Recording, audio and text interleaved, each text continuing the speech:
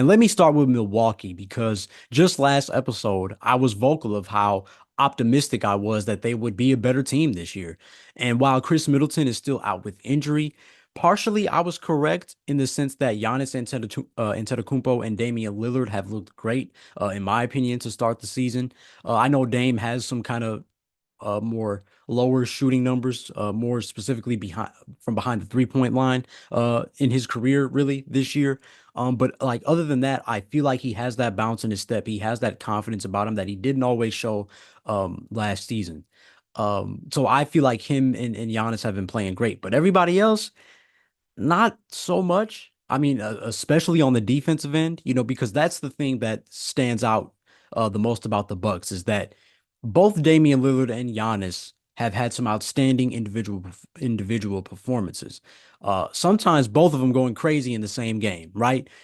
Only though for the Bucks to still lose those games, and that is always a telltale sign of what's going on in the organization. When your two best players, these are all NBA level talents, they're hooping, and you're still losing games, whether it's close games, double digit leads, like that's a bad sign. And from what I've seen, a lot of their flaws have come on the defensive end. I know everybody's talking, oh, well, they're just an old team, which again could be true, right? Damian Lillard has that mileage on him. Giannis Antetokounmpo has that mileage on him. Chris Middleton, again, he has yet to play, but he has that mileage on him. A lot of guys are kind of building that. And Brook Lopez, right? Class of 2008, he's got a lot of mileage on him.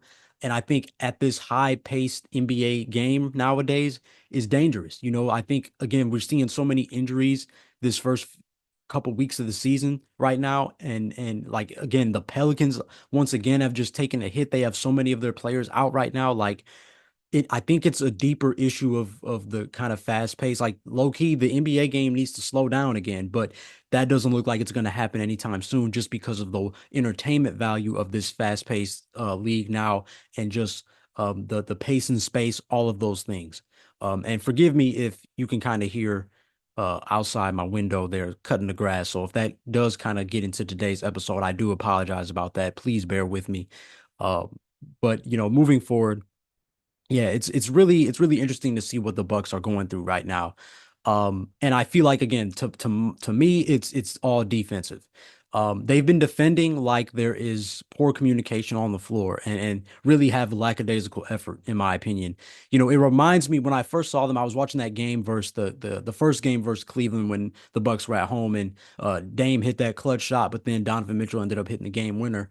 I was watching those highlights back, and it it reminded me, watching the Bucks on defense, it reminded me of when you join a basketball team and that first practice, nobody is really talking that much because there's like zero chemistry.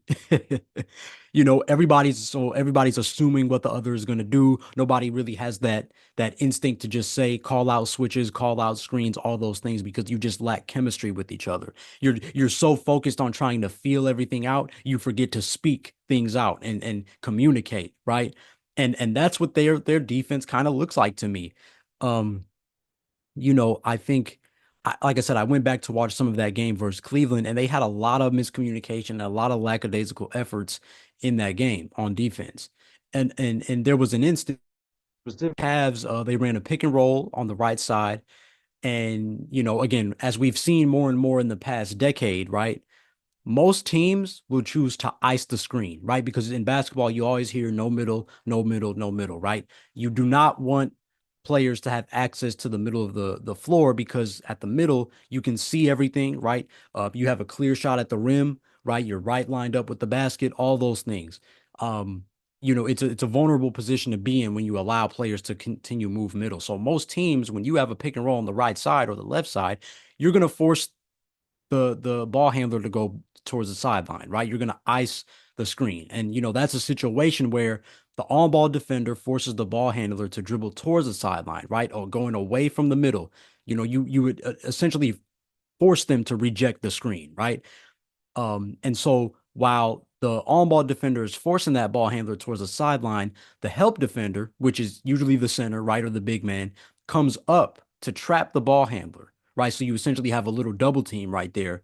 But at the same time, you're not worried about rotations in this situation, because even if the ball handler decides to just pop it back out to the shooter who is going to set the screen, that big man can still has time to rotate from that trap to make a closeout on the shooter, right? So and then likewise, right? Ice essentially contains the pick and roll, so the ball handler neither has an easy pocket pass to the big nor an easy path to the basket if they decide to keep the rock. So ice situations have become very common, very kind of a default method, especially when you have pick and rolls on the wings. And like I said, it's really a containing method, right? You force the offense to make a decision, right? And it's always a good decision to make. But I didn't see the Bucks do that, right? They did not do that. In fact, on that play, Gary Trent Jr., who was the on-ball defender at the time, not only did he not choose to ice the screen, but he didn't even make the effort to fight over the screen. And it led to an easy, if I'm correct, it led to an easy basket inside for the Cavs. And then there was another situation where the Cavs, I believe they drove baseline and they forced the defense to collapse in a successful drop off pass that led to an open bucket inside. And the thing about this play was that the Bucks did a solid job stopping that initial drive, right? And trapping the ball handler as he tried to drive baseline. But the thing is, Pat Connaughton was the help defender in that situation because there were two. I believe it was like Brook Lopez. I want to say Brook Lopez and maybe somebody else, or maybe even Giannis. I can't remember. But you know, that forced Pat Connaughton to be that guy that was kind of had to communicate what Brook Lopez couldn't see behind him. And you could see, I believe it was Evan Mobley kind of just sitting in the paint waiting for the rock, right? And like I said, the Bucks did a good job stopping that initial drive. But when I saw Pat Connaughton in there like that, I think he read the pass too late. And at least from our angle, right, like from the viewership angle, you know, he failed to properly communicate that there was an open man waiting for the easy score. And I feel like he just didn't know whether to kind of come up and maybe try to stop the pass, but at the same time realizing, Evan Mobley's got a height advantage on me anyway. I don't want to get a just an unnecessary foul. Like, what do I do? I feel like there was hesitation there. And, he failed to communicate that. And my first thought though was like, Pat Connaughton came into the league in 2015-16. How many times has he been the last line of defense in his NBA career? Why is he even in a position to where he has to do essentially what is Brook Lopez's job or even Giannis's job, right? Why is Pat Connaughton in that kind of situation? Just like they wouldn't want Brook Lopez on an island against Darius Garland or Donovan Mitchell, why would they want Pat Connaughton in a position where he has to make sure 7 foot Evan Mobley doesn't have an easy look at the basket? Little things like that matter in the grand scheme of a game, especially in this kind of game. Like I said, that ended with a Donovan Mitchell game winner. It was a winnable game for the Milwaukee Bucks. And those are plays you're going to look back on and wish you handled differently because it might have changed the outcome of the game. And, again, I understand NBA players aren't superhuman. They don't have spidey sense. They don't have unlimited stamina, right? They get tired. And I can only imagine how tough it is to try to keep up with the pace of the modern NBA, right? While having to guard so many pick and rolls with Darius Garland and Donovan Mitchell as primary ball handlers. It's very easy for me to sit in front of this microphone here and act like that execution comes easy. Defensive lapses and poor communication happens way more often than we think. But too many times in a game, and your favorite team won't be going home with many wins over the course of a season. And to me, it even points to a bigger issue of the NBA moving towards offense, being the new defense nowadays, right? I just alluded to this earlier. Players don't necessarily want to buckle down and play defense anymore, play intense defense simply because they would rather expend that same energy answering the opposing team's buckets, right?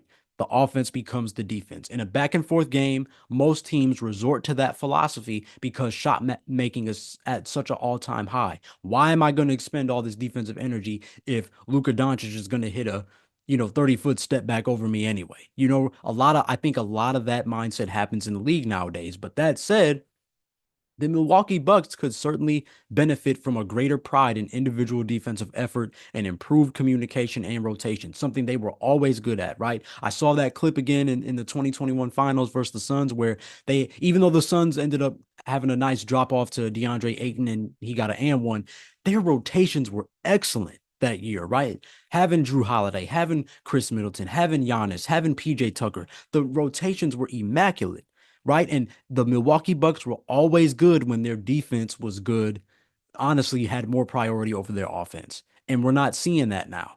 We didn't see it last season either. And it's showing. It's showing in their record, it's showing in their struggles. And it's going to be something for them to think about. Unfortunately, it seems as if Adrian Griffin, who went 30 and 13 in his short tenure with the Bucks, he worked to address that, right? No matter how they felt about him as head coach, he went to address that, and it was showing, right, in a 30 and 13 record, as opposed to Doc Rivers, who hasn't really made those adjustments. And now you're hearing rumors that Giannis wants out. They're going to trade Dame. They're just going to sell everybody, right? Everybody's going to get dropped off, and they're just going to rebuild. And it's just interesting because they didn't make this team to do that. That was never their end goal in mind. Their point was to get back to an NBA championship. So like the patient person in me wants to see them stick it out and like, yo, figure this out. Like, why are y'all tripping 10 games into the season? 10, 11 games of the season. Okay, if you want to trip around 35, 40, cool. But 10? I don't know. I don't know. I think there's still some decisions that can be made, some things that can be worked through. But I understand, like I said, even with Doc Rivers, right? It's not just the players. There are some coaching flaws here too, I think. Something that I know fans were concerned with going into the season. So it's a lot going on in Milwaukee right now. Like I said, they were always good when they played defense. So I would like to see them get back to that and prioritize that and expend that energy.